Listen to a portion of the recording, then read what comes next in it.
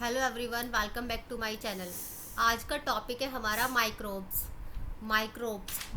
किसको बोलेंगे? वो छोटे छोटे organisms, those organisms which are smaller in size we can not see with our naked eyes.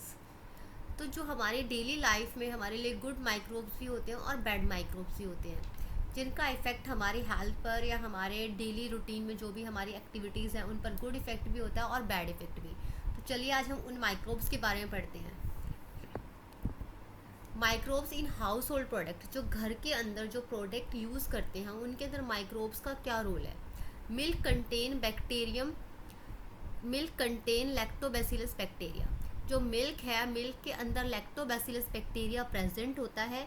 तो हमारा क्वेश्चन यहीं से अराइज होगा कि which bacteria is present in the milk, that is lactobacillus bacteria present in the milk. Lactobacillus bacteria forms acid and coagulates and partially digest milk protein.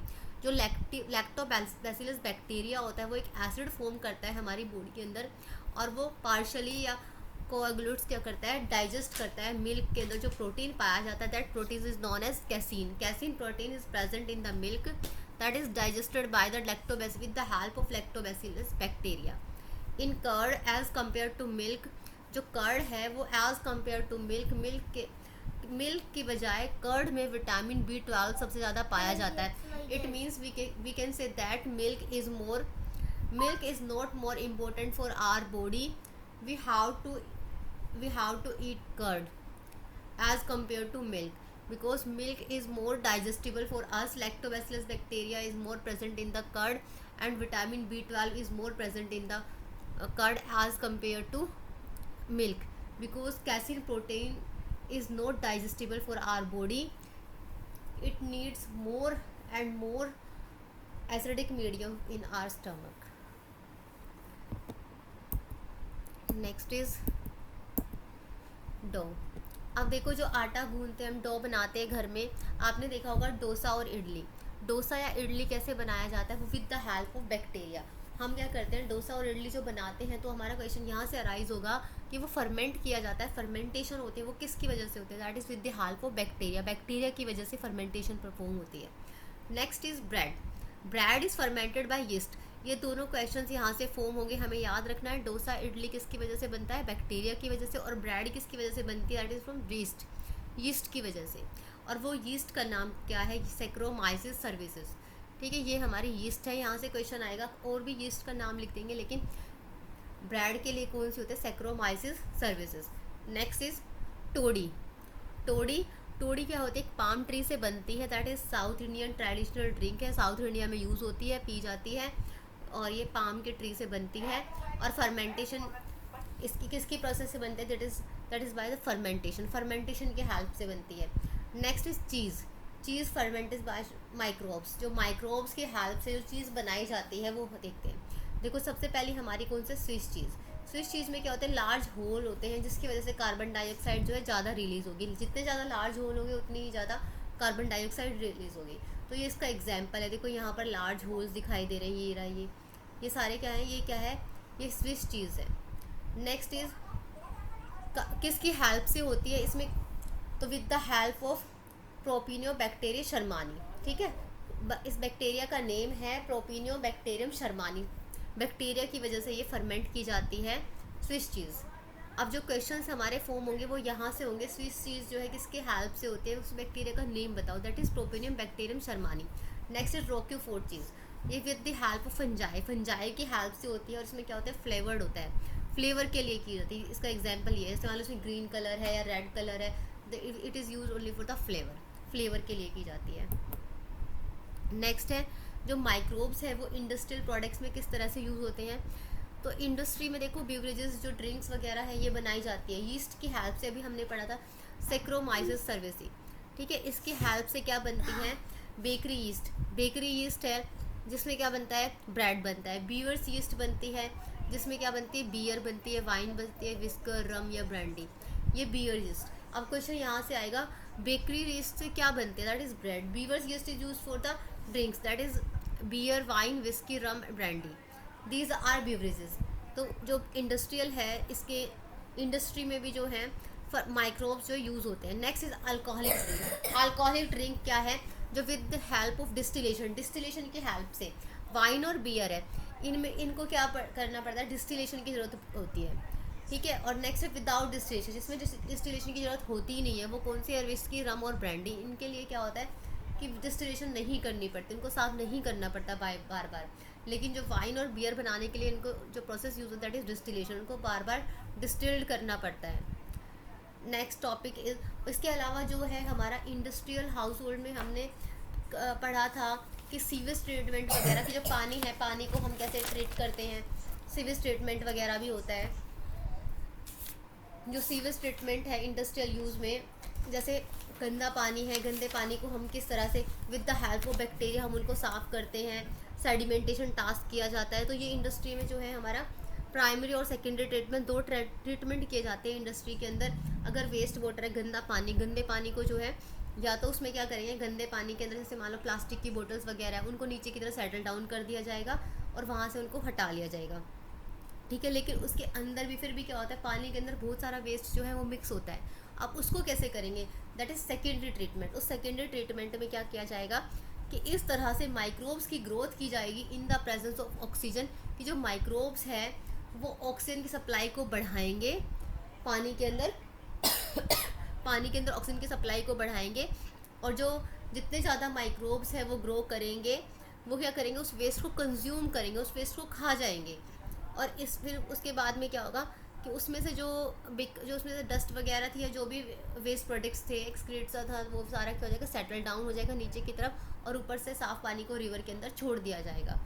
और उसके बाद दोबारा से एक स्लज डाइजेस्टर जो है वो एक्टिवेटेड स्लज डाइजेस्टर बनाया जाएगा, जिसमें से दोबारा से फ्लोक्स होंगे, फ्लोक्स मतलब वो बैक्टीरियाज या फिर माइक्रोब्स, उनको दोबारा से डाल दिया जाएगा उस सेकेंडरी टैंक में, दोबारा से उस वाटर को फिर से हम रीयूज़ करते रहेंगे। तो इस तरह से जो है वेस्ट वाटर जो है ट्रीटमेंट किया जाता है, ये भी with the help of microbes होता है। हमारा जो नेक्स्ट टॉपिक है दैट इज़ एंटीबायोटिक। एंटीबायोटिक जो है सब जानते हैं कि ये वो केमिकल सब्सटेंस होते हैं जो हमारे अंदर जो माइक्रोब्स है या तो उनको किल कर देते हैं या उनकी ग्रोथ को रोक देते हैं। These are called antibiotics. उससे सबसे पहली एंटीबायोटिक थी that was the penicillin. Penicillin थी जिसका क्रेडिट किसको दिया जाता है, अलेक्जेंडर फ्लेमिंग को दिया जाता है, क्योंकि जो अलेक्जेंडर फ्लेमिंग है उन्होंने ही बोला जाता है कि पेनिसिलिन को डिस्कवर किया था। बट हुआ क्या था कि वो कोई एक्सपेरिमेंट कर रहे थे, उन्होंने कुछ प्लेट्स को या कुछ डिशेस को लैब के अंदर जो है बिना धोए रख दिया था और किसी को धो कर रख दिया था।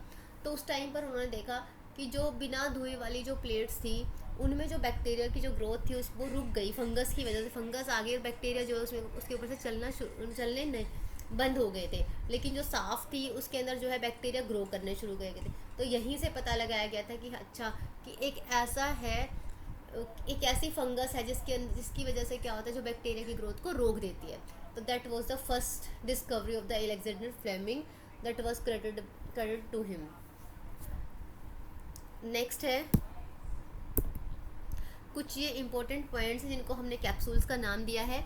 यहाँ से कुछ बेसिक क्वेश्चंस हमारे अराइज होते हैं। सैक्रोमाइसिस सर्विसी क्या है, वो किस लिए यूज़ किया जाता है, प्रोडक्शन ऑफ इथेनॉल। इथेनॉल मतलब अल्कोहल के यूज़ में की जाती है। लाइपेज किस लिए किया जाता है, ऑयल के जो स्टेन्स है, जो धब्बे हैं, उसको हटाने के लिए लाइपेज का यूज़ किया जाता है। नेक्स्ट इज प्रोटीज और पैक्टिनेज। ये क्या करता है, जो बोतल जूस है उसके अंदर क्लियरिंग ऑफ बोतल जूस के अंदर डाला जाता है प्रोटीज और पैक्टिनेज। जो बोतल जूसेस होते हैं जो काफ़ी टाइम तक आपने देखे होंगे रखे होते हैं सोप्स वगैरह में, तो उसके अंदर क्या डाला जाता है, प्रोटीज और पैक्टिनेज डाला जाता है। Next is streptokinase. स्ट्रेप्टोकाइनेस जो है क्लोट, हार्ट के अंदर जो क्लोट हो जाता है, हार्ट अटैक में जो आता है, उसके अंदर स्ट्रेप्टोकाइनेस का यूज़ किया जाता है। नेक्स्ट है साइक्लोस्पोरेटिन ए। ये क्या करता है, इम्यूनोसप्रेसिव एजेंट है। ये ऑर्गन की ट्रांसप्लांट में यूज़ किया जाता है। किसी ऑर्गन को ट्रांसप्लांट किया जाएगा तो उसमें क्या ये यूज़ होगा, साइक्लोस्पोरिन ए। नेक्स्ट स्टेटिन्स, जो ब्लड के अंदर कोलेस्ट्रोल है उसको कम करने के लिए स्टेटिन्स का यूज़ होता है। Next is methanogens. मिथेनोजेंस के बारे में सभी को पता होगा। मिथेनोबैक्टीरिया होता है जो रूमिनेंट्स के अंदर होता है, जैसे काऊ है, इनके अंदर क्या पाया जाता है, ये मिथेनोजन बैक्टीरिया पाया जाता है जो सेलुलोज को डाइजेस्ट करने में हेल्प करता है। क्योंकि वो जो है जानवर क्या करते हैं, घास खाते हैं, लेकिन हम घास क्यों नहीं खा सकते, क्योंकि हमारी बॉडी जो है वो सेलुलोज को डाइजेस्ट नहीं कर सकती है। हम सर्वाइव नहीं कर पाएंगे अगर हम सेलुलोज को खाएंगे, क्योंकि वी आर नॉट रूमिनेंट्स, हमारी बॉडी के अंदर प्रोटीन जो है वो रिलीज़ नहीं होता, मिथाइलोजन बैक्टीरिया जो है यूज़ नहीं होता है, तो इसकी वजह से हमारी बॉडी के अंदर डाइजेशन नहीं हो पाएगा।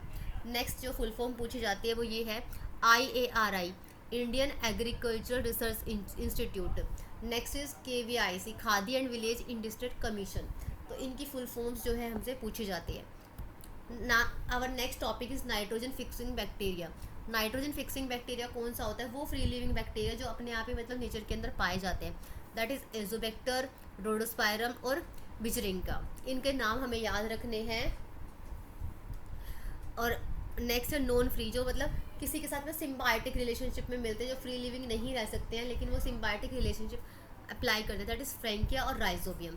ये सिम्बायोटिकली, सिम्बायोटिक का मतलब कि अगर एक फूड देगा तो दूसरा उसको क्या देगा? शेल्टर देगा, दैट इज सिम्बायोटिक रिलेशनशिप। कि मतलब एक कुछ हेल्प कर रहा है तो दूसरे को उसको बदले में कुछ ना कुछ देना होगा।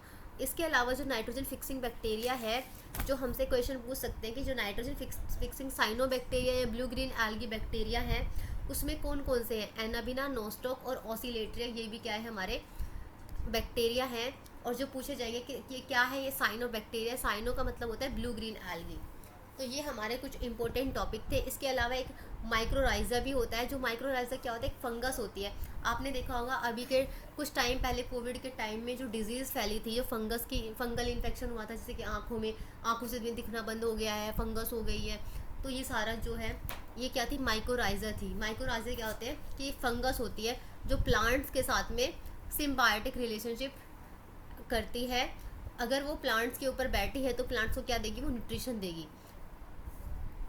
तो एक माइक्रोराइजा भी हमारे लिए इम्पोर्टेंट है। और इस चैप्टर में कुछ माइक्रोब जो है बायो कंट्रोल एजेंट्स भी है।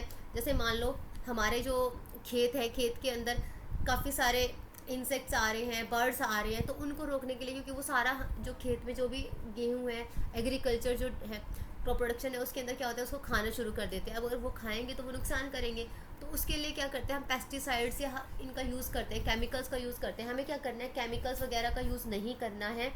हम नेचुरल तरीके से कैसे हम कर सकते हैं? That is insects. जो इंसेक्ट्स हैं, जो बीटल्स होते हैं रेड और ब्लैक कलर के, वो क्या करते हैं? एफिड्स और मॉस्किटो को खा जाते हैं, लेकिन वो जो एग्रीकल्चर है उसको कोई भी हार्म नहीं करते हैं। जैसे बैक्टीरिया है, बैसिलस थुरंजिस बैक्टीरिया है, वो बटरफ्लाई और कैटरपिलर को कंट्रोल करते हैं। फंजाई है, ट्राइकोडर्मा, वो कुछ प्लांट्स को करती है। जो सेवरल प्लांट जो पैथोजेंस होते हैं, जैसे मान लो कुछ भी अनवांटेड प्लांट्स जैसे कि वीड्स वगैरह, उनको कंट्रोल करती है। नेक्स्ट है वायरस। वायरस जो है बुकुलो वायरस जो होता है वो कंट्रोल करता है इंसेक्ट्स को या कुछ और ऑर्थोपोड्स को, इनको। तो ये कुछ हमारे इंसेक्ट्स हैं या बर्ड्स हैं जो क्या करते हैं? कंट्रोल करते हैं। इस चैप्टर में हमारा यही वाला पूरा इम्पोर्टेंट टॉपिक था जो NCERT में जहाँ से क्वेश्चंस पुटअप किए जाते हैं।